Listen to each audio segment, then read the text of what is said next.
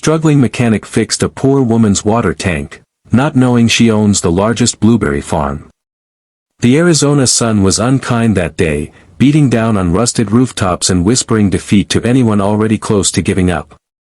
Calvin Reed wiped the sweat from his brow with the back of his grease-stained hand, his fingers trembling slightly from hunger.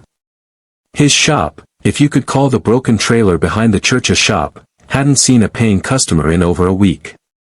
But still, every morning, he showed up. Because it's what his father would have done.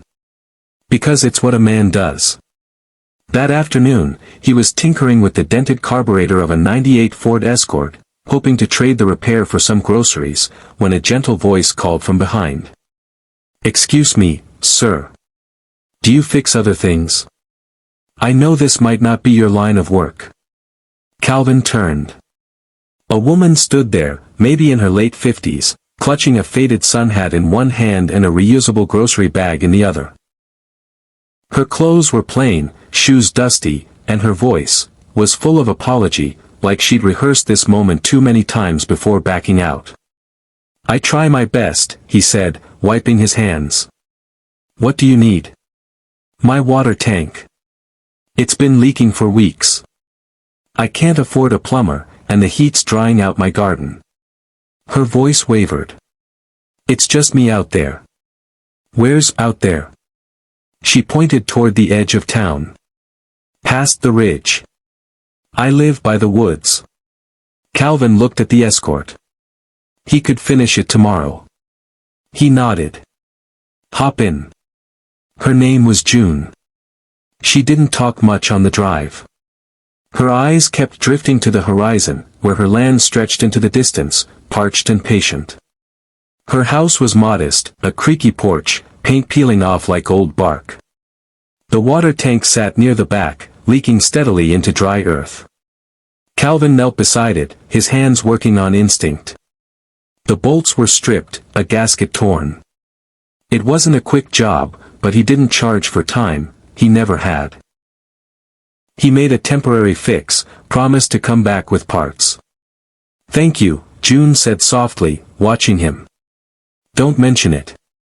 He was halfway back to the truck when she stopped him. "Do you like blueberries?"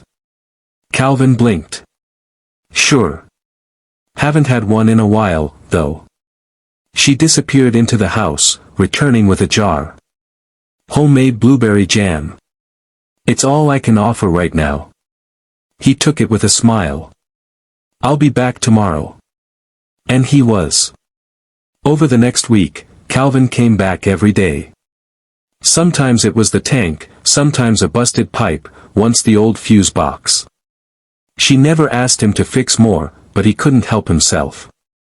There was something peaceful about her quiet gratitude. They began talking more. She told him about her late husband, how she'd lived alone for years. She said her garden used to be a joy. "But the earth's tired, and so am I." Calvin didn't pry. He just nodded and listened. One morning, after finishing the tank's permanent repair, June asked him to follow her past the house, through a wooded path he'd never noticed. It opened into a vast stretch of farmland, hidden like a secret behind a curtain of trees. Rows and rows of blueberry bushes. Dry. Wilted. But rose nonetheless. "I've been growing them for decades," she said, almost in a whisper. "My husband and I built this farm from nothing. We were the largest distributors in the state, until the drought, then the pipes broke, and I couldn't afford help. I let people think I was poor. It was easier than explaining why I let it all go." Calvin was speechless. "I watched you, Calvin. I saw your kindness. You never once asked for payment. You fixed things no one else would touch. Not even for a handshake." She handed him a thick envelope. He opened it, paperwork, a check, a business proposal. "I want to restart the farm," she said. "And I want you to run the mechanical side. Repairs, equipment, logistics. A full-time job. Good pay. Health benefits." He stared at her. "Why me?" Because you didn't ask what I was worth before you helped me. And that means more than you know. Months passed. The farm flourished, with Calvin at its heart. Word spread, and business returned. Blueberries rolled in by the truckload. Locals once skeptical now spoke his name with admiration. The trailer behind the church stayed empty. Calvin didn't need it anymore. One morning, while standing on a ladder fixing an irrigation valve, a kid from town shouted up to him. "Hey, Mr. Reed. You're the guy who helped the blueberry lady, right?" Calvin smiled. "Something like that." The boy grinned. "She says you saved the farm." Calvin chuckled. "Nah. She just needed someone to believe in it again."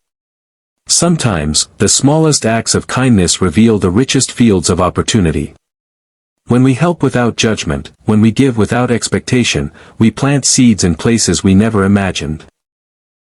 Seeds that bloom not just in others, but within ourselves. And in that unexpected harvest we find purpose.